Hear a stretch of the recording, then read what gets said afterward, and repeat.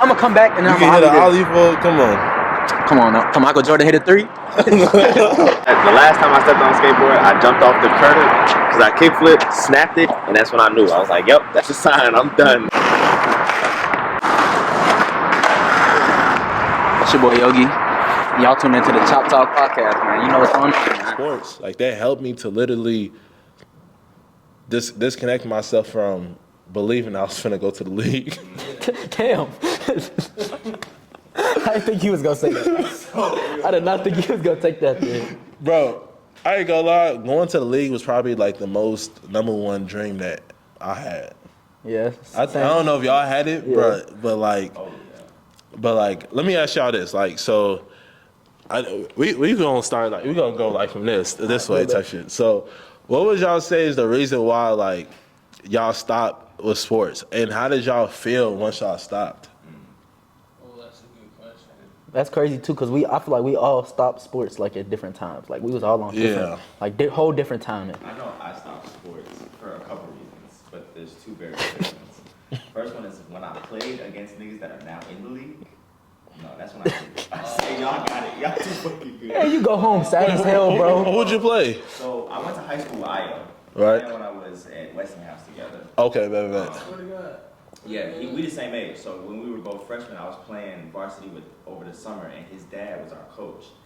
And his dad was crazy as hell. And like he's a great coach, not crazy in the sense of like he's loco, but like the nigga's passionate about basketball. Right. So he was screaming at me, "Come on, little ankles!" He called me little ankles. All types of Hey, Little ankles is so crazy. Io dad? Yeah, bro. All types of shit. You know, fuck's African, so. That's Nigerian, right? Damn. And Io raw as shit, so he on the court fucking niggas up left and right. Pass me the ball, I'm not scoring. I'm nervous as hell, not doing this shit. And then Little Ankles is insane. school start, and we get to practice, and we have to do scrimmages and shit. I take a shoulder.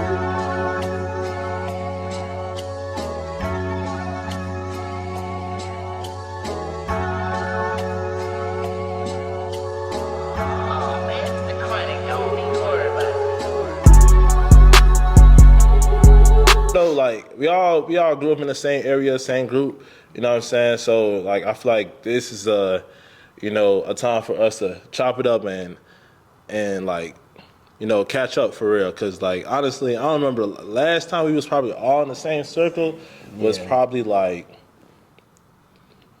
Shaq, niggas can't even remember. I don't even know for real. Remember. Like 6-8 years ago. Yeah, maybe 10. Yeah. Maybe 10 Yeah, close, it could cause be. like Yeah. So, and like to even have a conversation with childhood friends, that's different. You know what I'm saying? Like, Right. and like, I'm gonna try to stop saying like my bad.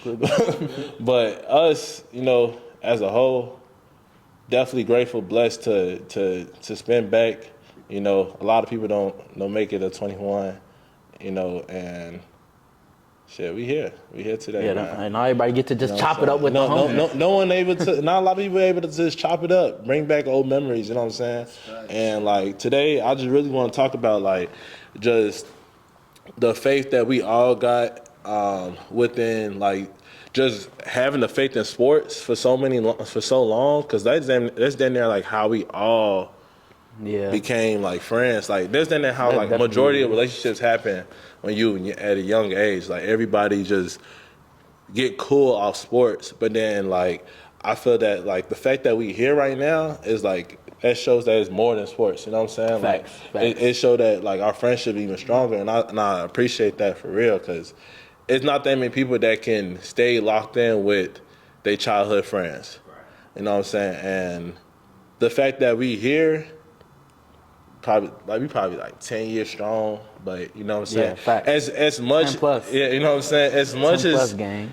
as much as you had childhood friends, y'all 10 plus, it don't really matter if you talking to them all the time. Y'all always making sure y'all checking in with each other. Like I ain't seen, like I was just telling Victor, bro, I ain't seen Victor in probably 2008, probably. 2010. Come on, nigga, what the fuck? I'm probably over Nigga went back to 08.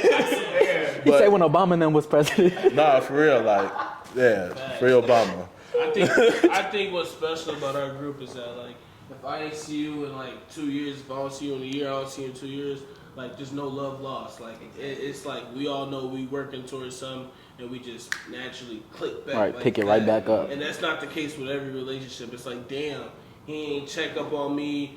He missed my birthday, and it's like, you know, you feeling some type of way. I probably missed your shit. Like it. I don't even know. You don't even know. It's like, yeah, I'm not keeping tabs. that's what real brotherhood is about, and that's what we got. That's what we got for sure. Yeah, like I feel like when you really cherish that relation, you know the value. You know, like even if I missed your birthday, you know, like gang, like I would have told you happy birthday. You know what I'm saying? All right, that don't mean I don't love you. That don't mean I don't love you, nigga. Like, you know what I'm saying? Like, real shit. 100%. If I see I missed it, I'm gonna spin back like, hey, happy birthday, yeah, my bad. hey, you see the nigga 2 months later, you like, hey, bro, happy belated, bro. Like, And then it's good. It's good. Ain't no love lost, bro.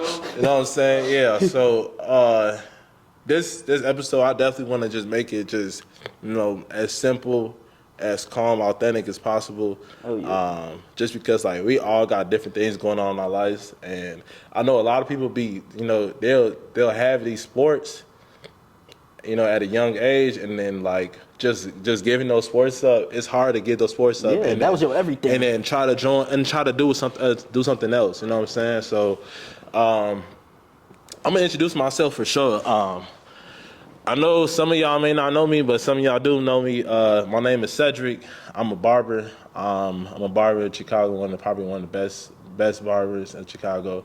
I can definitely get you right. Started the podcast last summer, July 2023, and honestly, bro, it's just a platform for me to, you know, talk my shit for real. Like, yeah. It's really for me to just talk my shit, and it's a platform to also see other people what they got going on and continue to make sure that they, you know, they stand on top of they P's and Q's, and like, you know what I'm saying? Like they come on here and they come talk their shit as well. Like we really chopping it up. And I'm a barber, so I give like that energy for where you should feel like you could just come in here and talk your shit. So it's like when I'm cutting your hair, you talking your shit to your barber. Just like for the females, you know what I'm saying? You talking to your stylist, you talking your shit. Like you telling them, hey, this shit get deep. You know what I'm saying? Like, right. You know, like one of your best relationships is your barber, your stylist. You know what I'm So saying? they get the full tea. You know what I'm saying? Like, you know what I'm saying? Shout out to my clients, man. At Said Cuts.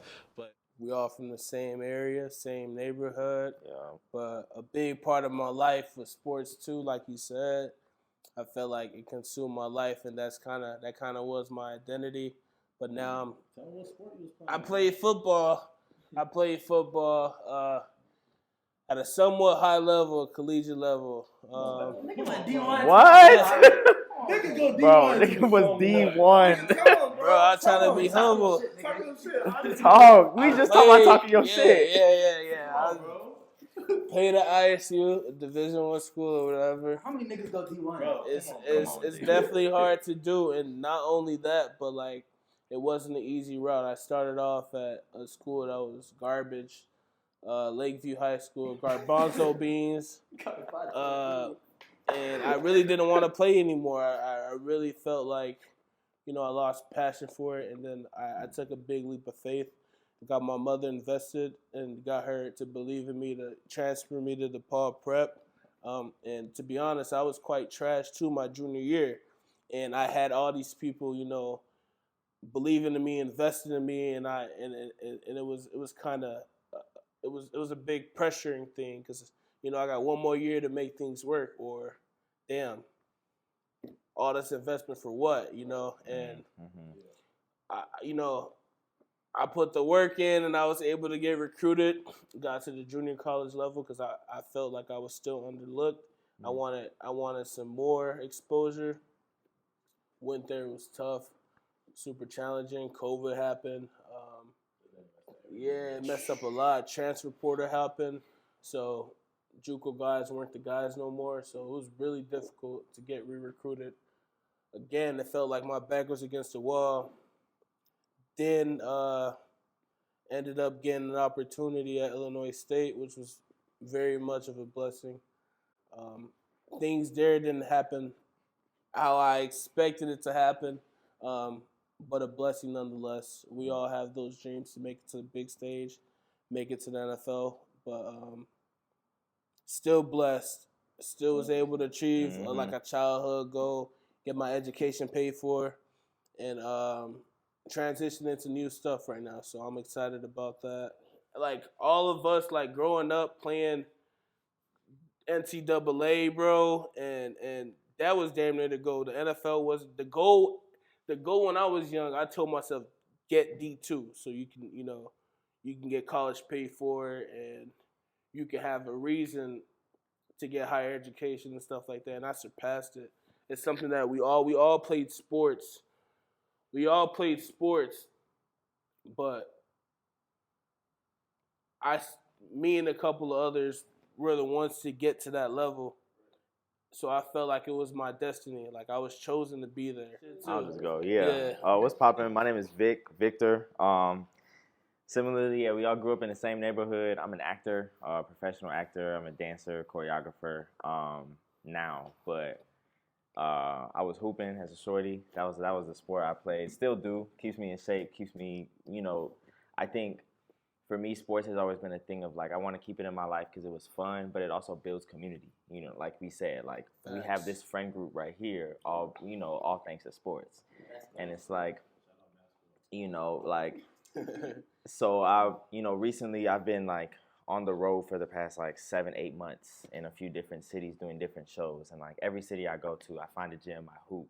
And, like, I'm able to make friends, like, and just be like, okay, now I know where to go to eat because somebody was like, who lives here was like, go eat at this spot if you want to be here. You know what I'm saying? Like, and I was able to get a good stylist, a good barber in a different city because I was just, like, talking to people, and I was like, I like your cut. You bought me up, but I like your cut. Who cut your hair? If you were to know, bro, like, no one just go try a barber, bro. Yeah. For real. So, yeah, no, I've just been, like, I'm traveling across the nation right now and doing acting work, different TV shows, different stages. Yeah, that's me. That's really all I got right now. All right, y'all. I'm Josh, but y'all can call me Yogi, or vice versa. Yogi, you can call me Josh. Shit, whatever floats y'all boat. But yeah, we all grew up in the same area, and we all hoop. So that's how I know all these niggas is from hooping. Like, don't get me wrong. Bro didn't play football and all that, but we all was hoopers. We all first started. They used to call me Lil LeBron. HBG said, man.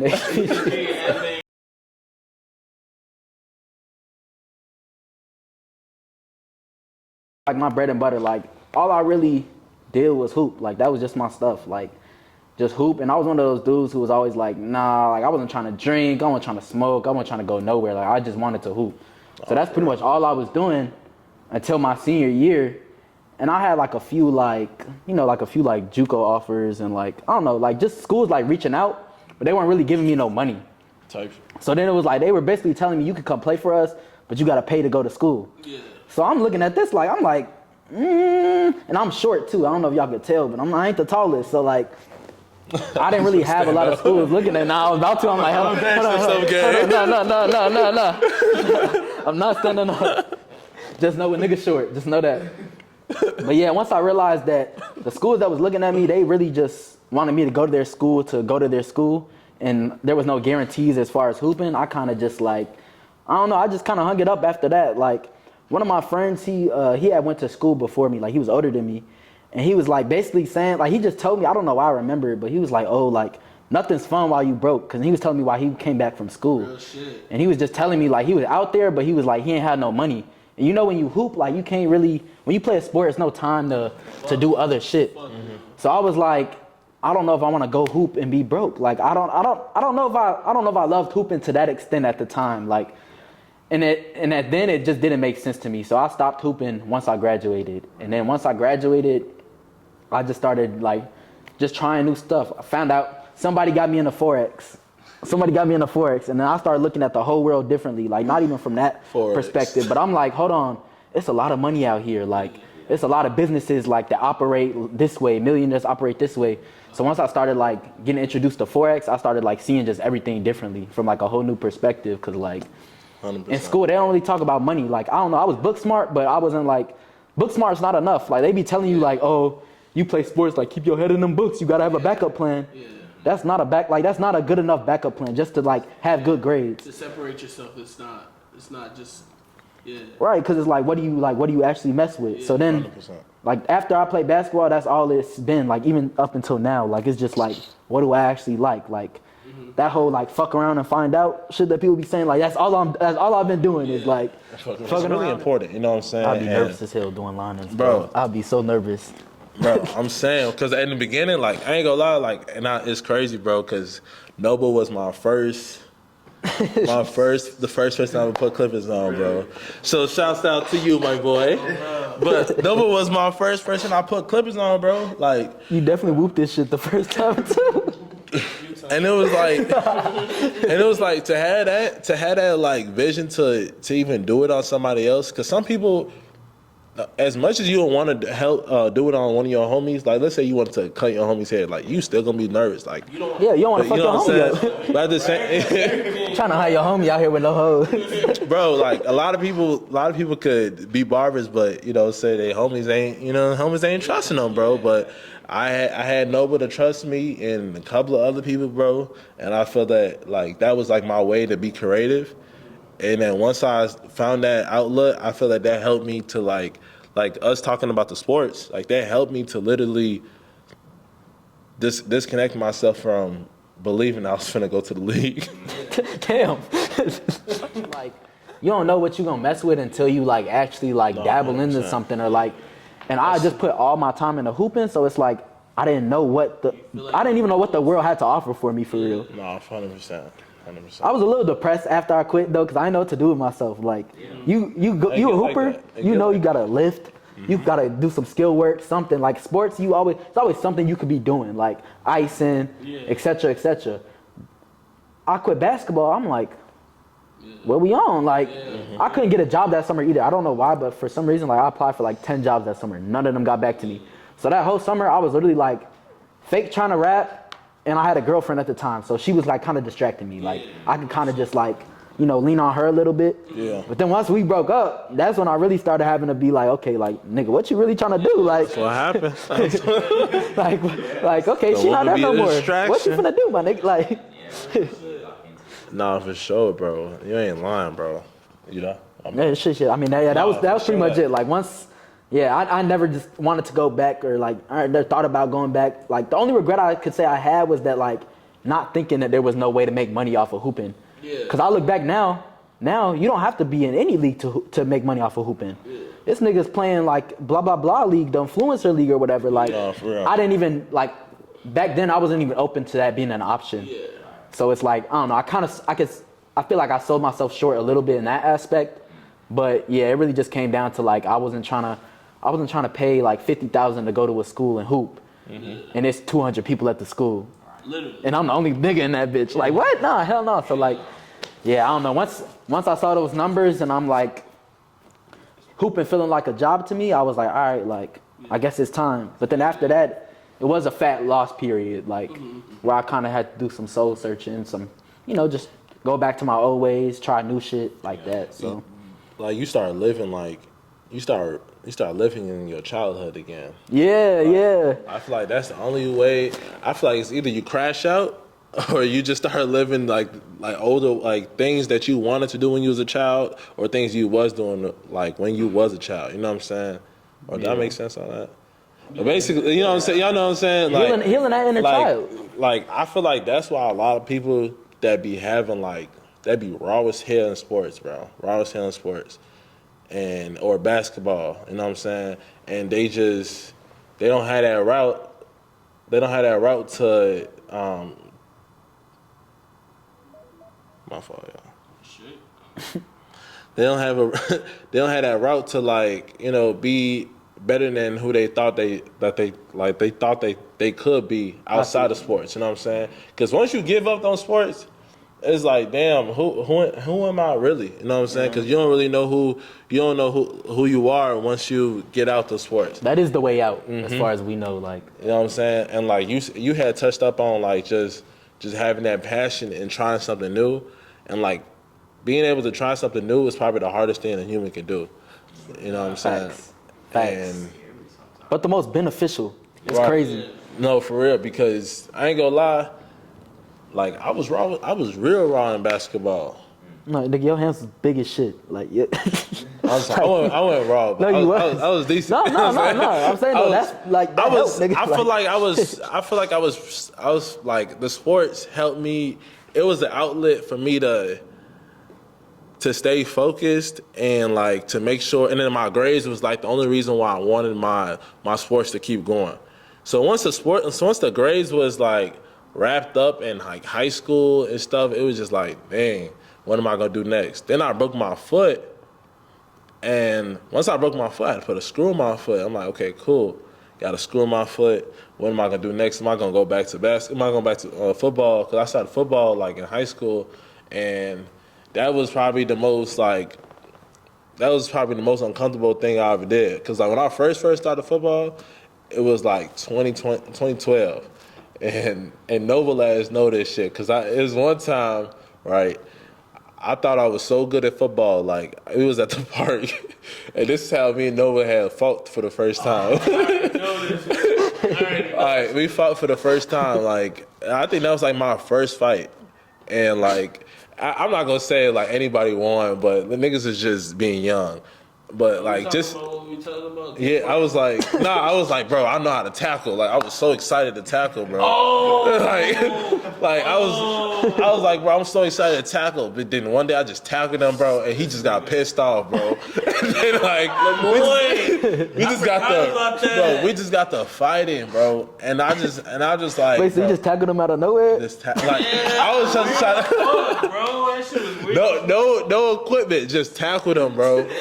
You just cool and talking to a nigga, bro. I didn't know these niggas like that at the time. That's when I was starting to get to know. Yeah, that's when we were starting to get to know each other. Like probably like two years in, probably like. But it was just like, that's how much you know like how much passion you had with competition at a young age, and just trying to like just keep pushing that at a like just in high school, and you like, man, all these guys better than me. And you still trying to continue what you want to do. You want to go to the league. You want to be in a Division I school, and then like you get the worst injury possible, or like you said, like nigga fuck you up, or just mess you up, like you know what I'm saying. And nigga like nigga make you want to hang the tree. Yeah, like a game will really teach you like, do you really want this shit, bro? Like that because is facts. it's people that's working harder than you. You know what I'm saying? And then you get to a position where you try something that you actually passionate about, and you like, man, if I had this mindset when I was playing sports, this sport would have been easy. You know what I'm saying? Like, I would have terrorized everybody on the field. But I don't know. I think that's when like you compare like your success on the field, and you compare your success when you on set. Or like when you just getting better at something, you know what I'm saying? So that jump is different, bro. Just giving up the sports and believing in yourself to just continue to do something else is different. You know what I'm saying? That's a whole different breed of, because like, you know, this generation, we got so many like people that just become rappers. Like you say you want to be a rapper, you know what I'm saying? And you want to be a rapper at 18, 19. There's people that's blowing up at 18, 19, and then like it's so easy to be discouraged in this environment when you see people your age like going crazy, bro. Like you can name Luka Doncic, right? He our age? No. Well, he 24, 25. Yeah. But you know what I'm saying? Like, but he joined the league at 18, already messing people up. You know what I'm saying? Yeah. Jason Tatum did the same thing. Right. And then we can name a rapper, Lil Tyler, right? Yeah. You know what I'm saying? 16, 17. Lil RT. He like 5. NBA Youngboy. NBA Youngboy. Or NLE Chopper. Like, you know what I'm saying? It's so many rappers, people that we see that's going crazy at a young age, but it's like, man, these 20s is really where you like, you know, get to know yourself. This is where you mess up. This is where you try to figure things out. Before you get to like mold yourself for real, I feel like before it's like you just kind of a product of your environment. Like, bro, all of us playing sports, that's some inner city shit. Like that's some inner city like African American shit. Like to just wanna, you know what I'm saying, have that full like sport aspirations, but it's like it's just so much more out there, so much more, and it's just weird when you think about that shit. Like, I think it carries over though, like into the stuff we do now. Like I don't know. I feel like the way I found out and molded what I wanted to do and who I was because I had the structure of sports. Like, Yeah. You know what I'm saying? Like the discipline required to play a sport carries over into everything else I do. Like I work my ass off as an actor, but like I don't know how to work my ass off in the same way as some other people because I hooped for a long time. Yeah. You know what I'm Right. saying? Yeah. Like I had to get up, I had to go to the gym, I had to go to the gym after school. You know what I'm saying? And like still do my homework, make sure that shit was turned in. And I think all of that discipline and that structure carries over. It's just like, okay, I'm not hooping no more, I'm not playing no more sports, but I need this structure. Right. It's what you used to. Exactly. Yeah. Like, I That's need to build something out for myself in order to do what I do best. You know, whatever it is we choose to do. So do y'all think that discipline that y'all got from sports rolled over to what y'all passionate about now, or what y'all trying to It get? always transitions. Yeah. It always transitions. Like, let me ask you this, Vic, because I know like I ain't talked to you in a long time. Like, why did you start like Kuma Links filming and acting, or like just like that category in general? Like, just because that helped you be yourself. You know what I'm saying? Yeah, I mean, that I feel like I've done that longer than I've done anything else. Like I feel like it's been the most consistent thing in my life, but I haven't ever. It wasn't until I got to like high school I realized it could be a career. It could be a possibility for me to like live a life off of this. You know what I'm Yeah. saying? And so I think for me, like I grew up in a house. My OG would always be like, if I got pissed, I had anger issues as a kid. So like, I'd be really Same. mad, and like, she'd be like, you need to write that shit down. Like, you don't talk to me. You have to write it down. You know, so like I was in a house that like fostered the artistic expression of something. So Facts. That was hard. you know what I'm saying? Say that again, gang. I ain't even. I didn't, you know, I had no idea, but she knew like, no, you need to get this shit out this way, cause you talking, you finna say some wild shit, and I did. It was. Hell no. I think so. As I got older, truly the only way I knew how to express myself at that point was artistically. Oh, That's okay. the only way my mom. Yeah, I mean, I feel like I've done that longer than I've done anything else. Like I feel like it's been the most consistent thing in my life, but I haven't ever. It wasn't until I got to like high school, I realized it could be a career. It could be a possibility for me to like live a life off of this. You know what I'm saying? And so I think for me, like I grew up in a house, my OG would always be like, if I got pissed, I had anger issues as a kid. So like I'd be really fucking mad, and like she would be like, you need to write that shit down. Like you don't talk to me. You have to write it down. You know, so like I was in a house that like fostered the artistic expression of something. So like That's raw as fuck. you know That's what I'm raw. saying? Like she knew what she was doing. I didn't know, you know, I had no idea, but she knew like, no, you need to get this shit out this way, cause you talking, you finna say some wild shit, and I did. But like it was, and I think so as I got older, truly the only way I knew how to express myself at that point was artistically, because that's the only way my mom taught me how to process my feelings for real, outside of like telling her this pissed me off or this made me sad. Woo, woo. So you wrote it down and gave it to her? Yeah, I'd like write her an angry letter. Like I'd be like, why are you like mad? she'd be like, you need to tell me why you mad at me, like, or tell me Damn. what's pissing you off. And I'm talking about 3 pages full, like handwritten. I swear, like I'd be like, Mom, you really made me mad because you did list for list, reason for reason. And I'd put it under her door in her bedroom, and I'd close my door, and I'd just go to bed. But like, I'd feel so much better because I was like, I told you it wasn't no big fight, it wasn't no big quarrel. I didn't necessarily have to face an extreme punishment. You know what I'm saying? Like, but she also was like, she heard my feelings and then told me like, yeah, no, you was tweaking, but you needed to express your feelings. Like, she gave me space to express that. And so I think as I got older and as I started doing all these different artistic endeavors like Kumba Links, like dancing and all these, I just realized like, yeah, no, this makes me feel good. It's emotionally regulating. It like, I can say how I feel and also make some really cool shit, you know? And then shit started popping off and I was like, damn, and I can make some money, you know? Like, I can pay my bills, you know what I'm saying?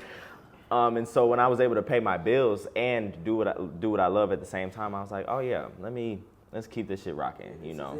You know? Point, right? You get to your lowest point, now you're confused.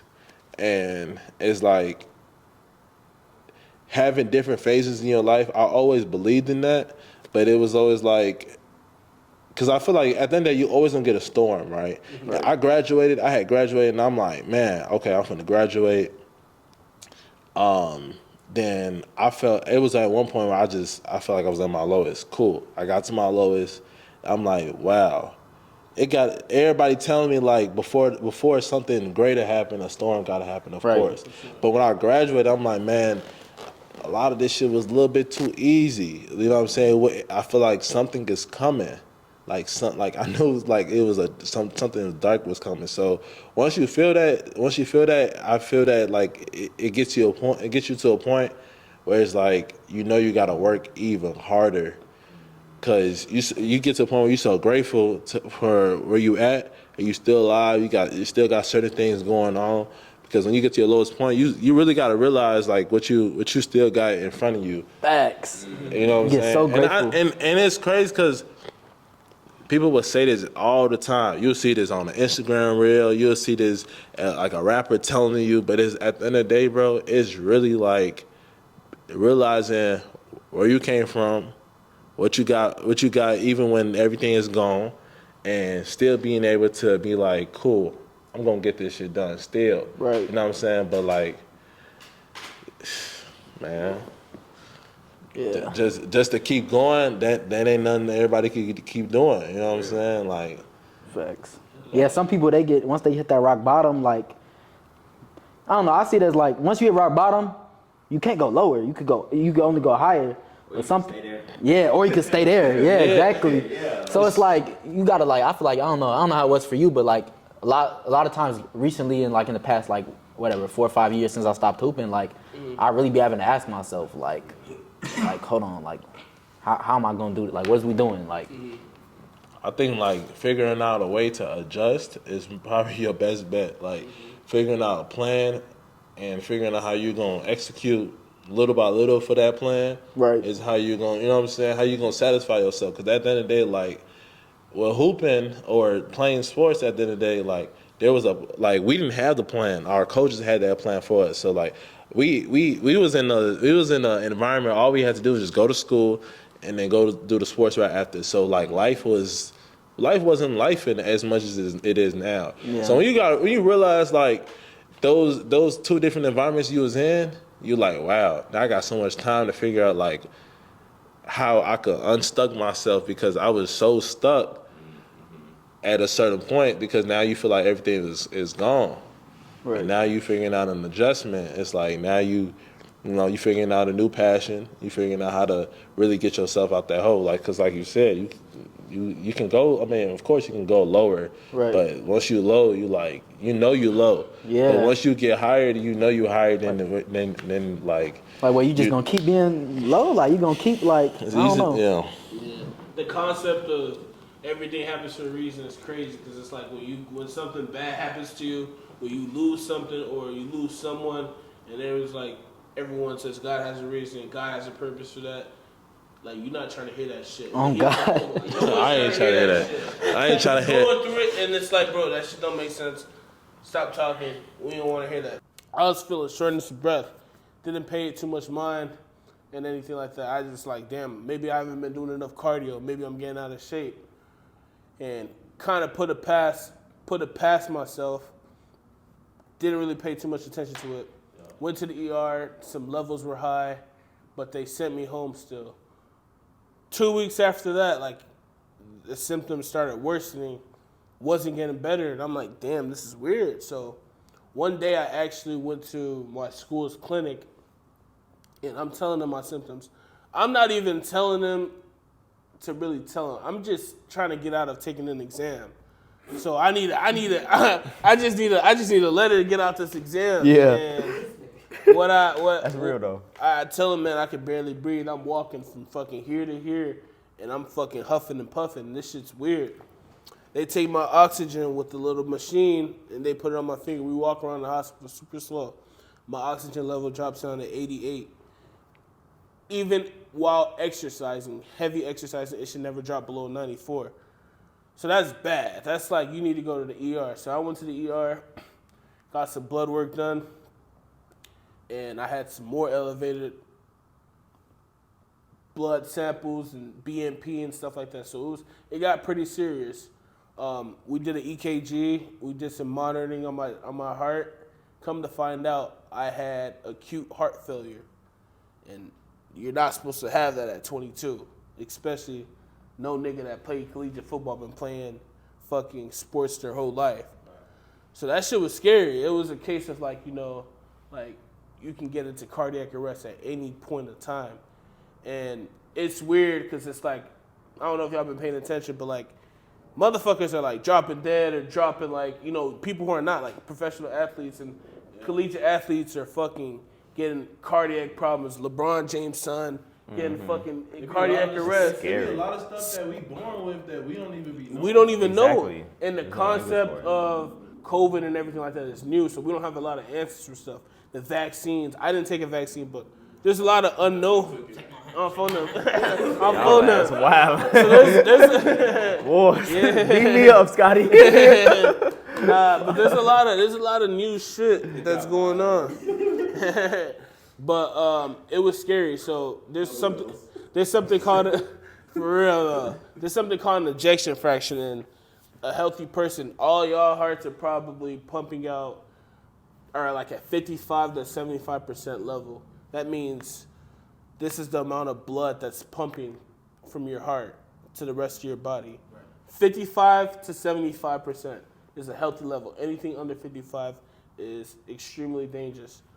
My ejection fraction level was at 11%. Oh my God. So my heart was literally enlarged. I can show y'all MRI pictures and shit. And it was barely fucking pumping, you feel me? So like I was damn near on the verge of fucking dying if I didn't take that medicine. Like I joke around a lot, but like that shit was serious. I didn't want to scare nobody, so I kept it on the low and shit like that. Bro, you posted that shit. This nigga posted Joking. joke. Yeah, and I was still fucked up. Don't take your life serious, man. Literally, real. right? So, very scary case. I'm still dealing with it and stuff like that. It's gotten a lot better, but essentially there's like a lot of fluid buildup around my heart that's not allowing my heart to, pump basically. And now I'm on medication that's draining the fluid out through urine, and now things are getting better. I'm being able to breathe better. Like walking up the stairs, that's my first time walking up a flight of stairs in like 4 weeks, but like that alone was a big accomplishment. I couldn't even hold a conversation not too long ago. But I say all that to say, when not to keep talking about sports and stuff like that, but like when I decided to quit football and decided it wasn't for me, like there was identity loss. I didn't know what the fuck I wanted to do. Like I'm like, damn, I'm letting all these, I'm letting all these people down. All these motherfuckers swore up and down I'm going to the league, and I feel like, I wasn't showing my face. I didn't want to be seen. I felt like, I just gotta make some shit shake before people see my face again, and that's what I was on. But I say all that to say, like, bro, if I was playing football right now, it's spring ball right now, so we're practicing. I swear to God, I would be dead. One blow to the chest, if you punched me a week ago or 2 weeks ago in my chest, I'm dead. There's no question about it. My heart was so enlarged, and it's not supposed to be enlarged. I got to show y'all a picture. One punch, like, I got a pacemaker, basically. Like, it's a wearable defibrillator that's basically, if my heart rhythm is irregular, it basically shocks me. It gives me CPR. You feel me? Yeah. Damn. So I have to wear that shit. I'm not wearing it right now because I'm around people. If something happens, well, anyway, I'm feeling better. But if something were to happen, you guys will obviously see. You feel me? Y'all could fucking help me. But like, bro, had I not discovered this shit, and I would have just assumed I'm a little tired, like, I'm gonna get in shape, after 3 practices or whatever. If I would have did one drill and got hit too hard, I would have been in cardiac arrest and I would have died easily. It's not even a case of maybe. It was a for sure. Like, It seems like a lot of athletes are even going through that, bro. DeMar Hamlin. Yeah, off the field. Yeah, like, bro, he's athletic, and and right now we still don't know. I'm going to get a second opinion, just, I'm still getting treatment and everything on this case, but like, we don't know what it could be. It could, 9 times out of 10, it's probably like some case of an untreated virus. That's how most people who have heart failure at a young age get it through viruses like COVID or pneumonia that's been untreated. That shit can develop heart problems and shit like that. And I caught it at a point where it's manageable and treatable. But For real. yeah, man, like I could be dead right now, literally, if I didn't quit a year ago. So I'm complaining at God, like, why am I in this situation? The whole time He just saved me from death. And you didn't even know that shit. Oh, that's crazy. So everything happens for a reason. Everything happens for a Glad you reason. still here, brother. Real shit. Real shit. I ain't gonna lie, that's some real shit, bro. That's I God. ain't even know that, bro, because it's like, bro, that's crazy, bro. I'm prideful. I ain't want nobody to stress. know you. I ain't want to Yeah. tell nobody. I don't want, making a big Instagram deal. I feel like it's so common to be at your lowest point from like 18 to like 20, 22, 23. You know what I'm saying? It's so easy to be at the lowest point. Maybe 25. And Shit. you know what I'm saying? Yeah, right. And then those type of times is really the times that you. It's really the times that you will be like, damn, like I'm supposed to be either be taking my mama out the hood because you just seen somebody that's 22, he's a millionaire Like, right that was now. your goal, like, you know what I'm saying? yeah. You want to be, you know what I'm saying? But it's so easy to be discouraged in this world, especially when you're going through something and you just like, man, I'm at my lowest point. But it's like, I don't know, like. I'm grateful even for all of us to even have that battery to keep going. You know what I'm saying? And it's because it's easy to just have that battery and it may just be dead. You know what I'm saying? And you ain't got the right energy around you, and like I ain't gonna lie, 100%. I'm gonna say that again. Like to not have the right energy around you, and think you still gonna do what you want to do. Yeah. You may not get too far. You may not get too far, you know what I'm saying? But I'm gonna wrap this up. I'm gonna ask y'all one more question. What would y'all tell y'all 15-year-old self if y'all, you know what I'm saying, be in this position? Want to start you? But You want to start? Start with me. go ahead. I'll tell my 15-year-old self, like, don't even if I have a goal, don't let that be my goal because that was somebody else's goal. Or like, don't make the goal based off of somebody else. Cause like, basically, the one regret I have is quitting skateboarding. Like when I stopped skateboarding to play basketball. But the reason I actually stopped skateboarding was because, bro, I used to watch Nigel Houston, which is one of like the best skateboarders in the world. I used to watch him when he was a shorty. So I'd be watching his clips and I'd be like, damn, I'm 10. I'm not doing what he was doing. He's 10. I'm like, I'm cooked. I'm over with. I'm not about to make it. Whole time, I'm probably I'm colder than most average, like when I was 8, 9, 10, I was colder than most like adults who could skate. Yeah. So I basically sold myself short because I was comparing myself to one of the greatest skaters in the world. I could have been the second greatest skater. I could have been the greatest. Who knows? Literally. But I sold myself short because I was like comparing, like thinking that like, oh, just because I couldn't 360 flip when I was 10 means I'm not going to make it to the blah, blah, blah. That's deep for telling your 15-year-old self. When it's like, bro, so I just tell my 15-year-old self, bro, like, do what you want. Like, just don't even, like, compare yourself to the next man because it's like we said earlier, like, you're going to sell yourself short comparing yourself to the next man. You could be greater than the next man. You could be greater in this aspect. You never know, like, what that next person is even, like, has or is even going through. So it's like, just to not compare myself, but not even, like, hold that as the what is it? I wouldn't hold anybody else as like a unit of measurement on my own success, you know? Say that again? I would not hold myself. Damn, I don't know what I said. It was too much of a bar. I don't know. You rapping again? Yeah, but just basically, I would just tell myself, don't sell yourself short comparing yourself to anybody else, because, like, just because we all stars at the end of the day, but if like just because somebody else is shining bright don't mean you can't shine just as bright or brighter. But you will never know if you just like setting it at that. You setting that as the bar, like. So yeah, just that, like, believe in yourself and stay in, like you said, bro, stay in your lane. Like nobody else's lane, cause like what's meant for you is for you. So like anything else is just anything else. Like, and it's not gonna be what it could be, cause like yeah, that's what I tell 15-year-old Josh for sure. I tell him skate again. Fuck basketball, just start skating again. Keep skating. How about you, Nose? Shit. It sounds repetitive because we've been on this topic of comparison and being, it being a thief for joy, but shit, don't look to your left and your right. Like, look ahead, bro. That shit is so fucking important. Like, I remember, not that I wasn't, like, when I was in college my first year, like, I thought I was this, I thought I was that. I thought that this was going to be such a narrow path for me, and shit was going to go plan A as fuck. Mm-hmm. But, like, I was, doing shit, like, we were doing workouts, and it was fucking, that shit was a concentration camp. It wasn't no fucking football camp. It was a concentration camp. And it was hard as hell. And there's athletes who are doing this and that and that, who are moving so much faster than me, so much better than me, so much stronger than me.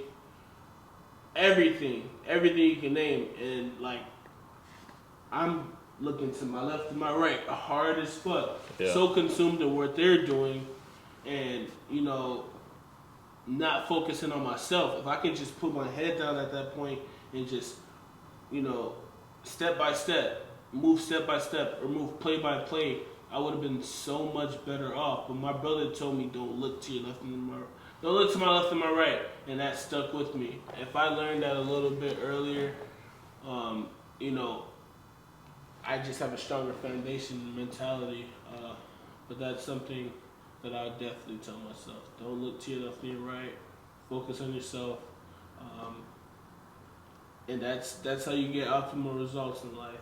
Hell yeah. That's the shit that matters. And that shit is scary.